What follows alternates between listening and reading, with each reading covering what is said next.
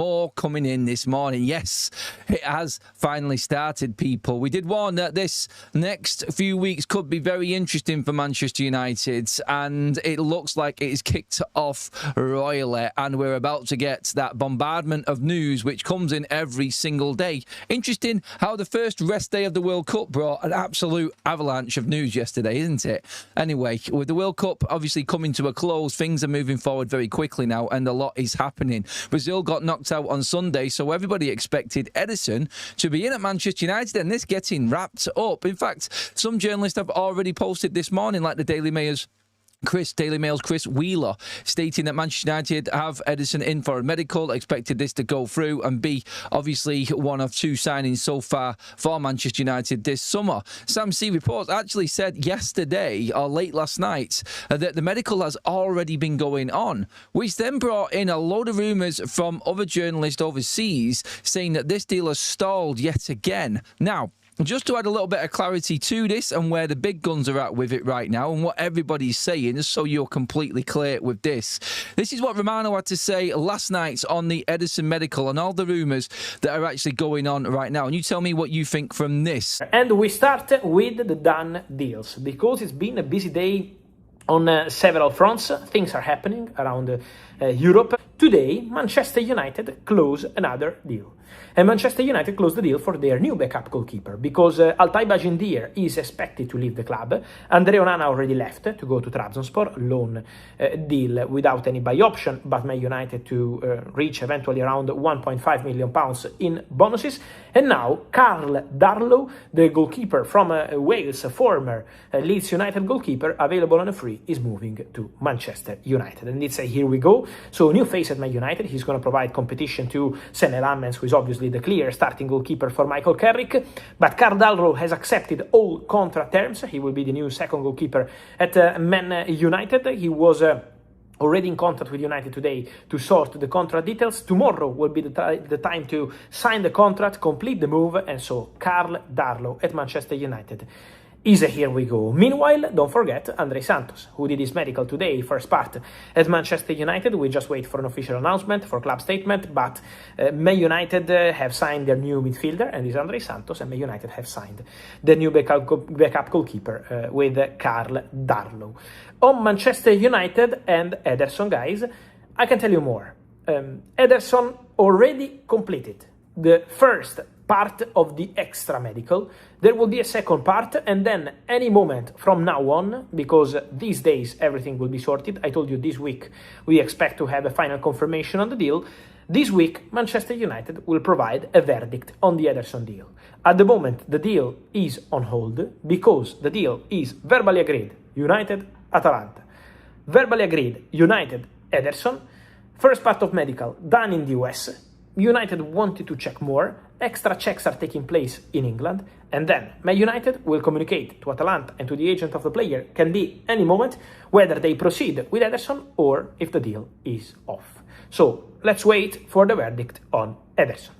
So it's important that we see out the rest of this medical, and then we can obviously judge what is going on at Manchester United. Now, with what has been said and everything that's happening at the moment, it does look like Ederson's medical is actually already going on. So, okay, we're expecting clarity on this very, very soon. Is it going to be two deals signed, sealed and delivered today, or is it going to be one? Are we going to get two Brazilians in, or just the one? What happens if Ederson doesn't go through? What happens then in terms of where United move next?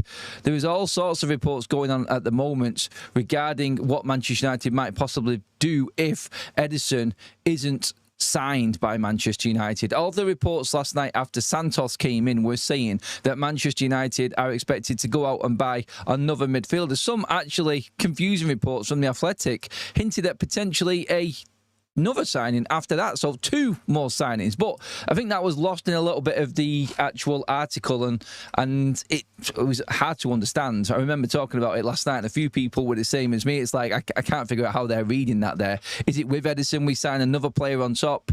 Obviously with Santos signed, so two players in, then they're going to get two more. It was a bit confusing, but at least one more midfielder is going to come in, even if Ederson is confirmed and is wrapped up today. We're expecting big updates on on this, because obviously pre-season also starts today for all of the players as well, and Santos will be able to meet and greet the staff and his teammates today at training. So whether or not he starts training today, I've no idea. I would expect the medical to run throughout the day and then get confirmation of the signing being completed later on this afternoon for Santos. But the Ederson one is the mystery at the moment. We don't know where we are with it. And like what Romano just said there, it's a little bit uncertain as to what is going on, because the reports last night were just as well, let's just say not brutal, but as serious as what they were reported before when this story first came around. And it's similar sort of like Manchester United may have noticed something in that first medical that was done well over in the States or over in Brazil, wherever it was done. The first part that Romano has already reported on, that United have completed for Ederson's medical. So that's in the bag. Yes, that's done. But there are some reports coming out on top that something was noticed in that, and Manchester United want to make sure that they have done their thorough medical and can be 100% on the player. Is there any underlying issues with Ederson? Is there anything there at all that might scupper this deal for Manchester United? Because they want to be 100% certain. Now, I know a lot from previous shows that we've done and chats have come in. I think most people are quite happy with United making sure that this actually is worthwhile. Like, this is worthwhile like doing, because it's important that Manchester United don't buy a player that could have an issue with the midfield that we've already got, and obviously how tight things are in this area of the pitch. United need to be 100% certain on this. Even Sean Irving last night was reporting on this. There is clearly something that's come up on that first medical. Not meaning that this is off, not meaning that that's going to stop this happening, and this is all just a cover-up in terms of medicals going on so United can come out with a deal. United are conducting a normal medical and making sure that everything is right for Ederson and making sure that there are no real issues. So something definitely was noticed in that first medical, I think. And obviously Manchester United don't want to roll down that road again of buying a player that's injury prone or could cause issues down the scene, because as it stands at the moment, it looks like obviously Santos is going to be in, Mainoo's going to be there. He's the experienced midfielder in there at the moment. If we lose him and this deal doesn't go through, what do Manchester United then do in the transfer window? Where do we go with it then?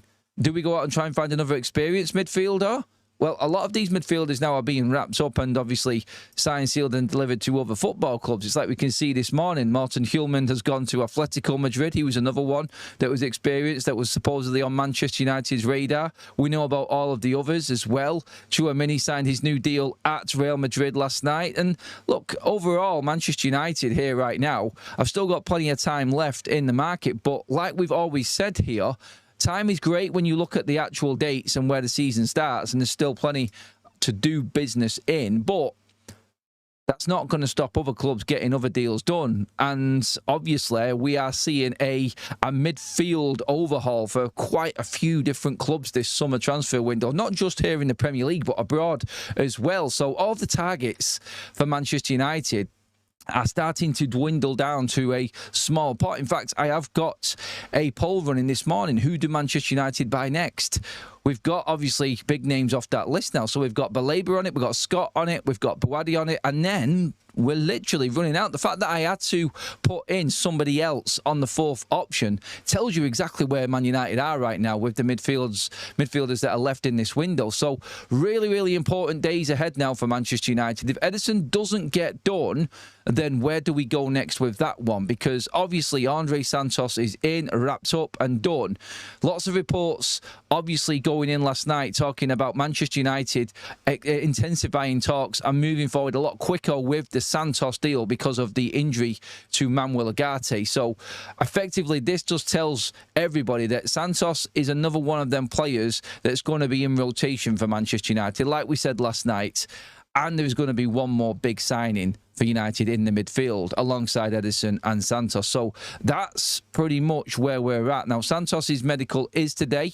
He wanted this move to be done quickly. He wanted this to be wrapped up as quick as possible. Newcastle came in with a late bid in the late hours yesterday, and that was turned away by Santos himself. This obviously impressed Manchester United, and obviously that's the type of player that they want at the football club. That's been made a big point of, that they want players that really want to come to Manchester United. So The Santos Don was moved on very, very quickly by Manchester United. I've done a separate video, I don't know if you've all seen it, on Adam FC, talking about how Chelsea fans are losing their minds about losing Andre Santos. You would not believe the absolute fallout from that deal. And that just goes to show, look, I'm not trying to big up this deal like he's the saviour again of Manchester United, like I said yesterday, but I think a lot of people that were writing Santos off as a poor signing just need to take a little bit of a rain check on their thoughts, and maybe a day later after the dust has settled, they might look at this and say that this is actually not a bad deal for Manchester United. It's a good player who could really turn into an awesome player for us in the future, because